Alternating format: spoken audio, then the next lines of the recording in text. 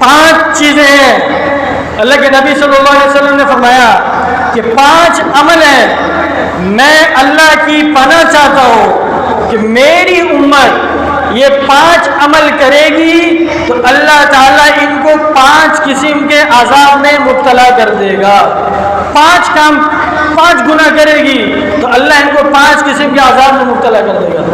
Number 1، جب یہ لوگ زکوٰۃ دینا چھوڑ دیں گے تو میں بارش برسانا بند کر دوں گا. بارشیں کیا ہو جائیں گی؟ بند ہو جائیں گی. کہا کہ یہ جو جانور ہیں، چرند پرند ہیں، ان کی وجہ سے تھوڑا بہت پانی تمہیں مل جایا کرے گا، ورنہ زکوٰۃ نہیں دیں گے تو میں بارشیں برسانا بند کر دوں گا. جب یہ لوگ ناپ تول میں کمی کرے گی، میری امت ناپ تول میں کیا کرے گی؟ کمی کرے گی، تو میں قحط اور ظالم بادشاہ کو مسلط کر دوں گا. قحط اور ظالم بادشاہ کو مسلط کر دوں گا.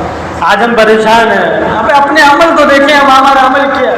اللہ کے نبی بتا کر گئے جب ناپ تول میں کمی کرے گی تو اللہ قحط کا کیا مطلب ہے؟ چیزوں کا غائب ہو جانا، چیزوں کا مہنگا ہو جانا، چیزوں کا غریب عوام کی پہنچ سے دور ہو جانا، چیزوں کی پیداوار کا ختم ہوتا، یہ قحط ہے. سمجھ گئے؟ جب ناپ تول میں کمی کرے گی تو میں قحط بھی مسلط کروں گا اور ظالم بادشاہ کو بھی مسلط کروں گا.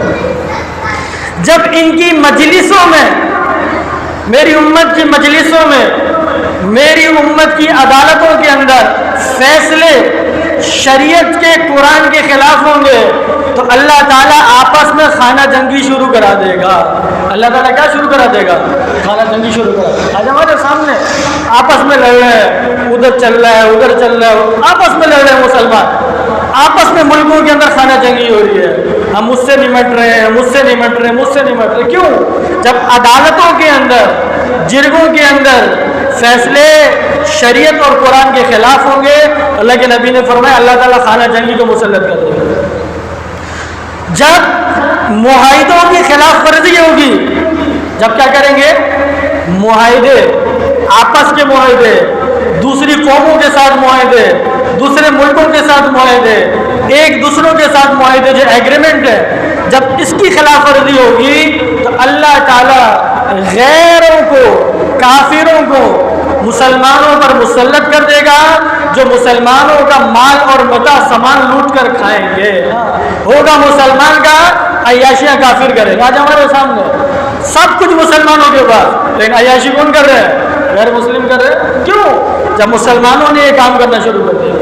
اور 5 ایک فرمایا آخری کہ جب میری امت میں بے حیائی عام ہو جائے گی، زنا کثرت سے ہونے لگے گا، بے حیائی عام ہو جائے، زنا کثرت سے ہونے لگے تو اللہ تعالیٰ ایسی نئی بیماریاں پیدا کر دے گا جن بیماریوں کے بارے میں ان کے باپ دادا نے بھی نہیں سنا ہوگا، کسی نے نہیں سنا ہوگا. آج ہمارے سامنے کبھی ایک بیماری، اس کے بعد دوسری بیماری، ایک کا علاج ہی نہیں نکلتا، اس کے بعد نئی بیماری آ جاتی ہے، اس کا علاج ہی نہیں نکلتا، اس کے بعد ایسا ہے کہ نہیں ہمارے سامنے ایک کے بعد دوسری بیماری. تو بھائی یہ حالات کا تعلق، ان مسائل کا تعلق، ان بادشاہوں کا تعلق، جتنے بھی حالات ہیں، جو بھی ہم پر مسلط ہے، ان سب کا تعلق ہمارے عمل کے ساتھ ہے.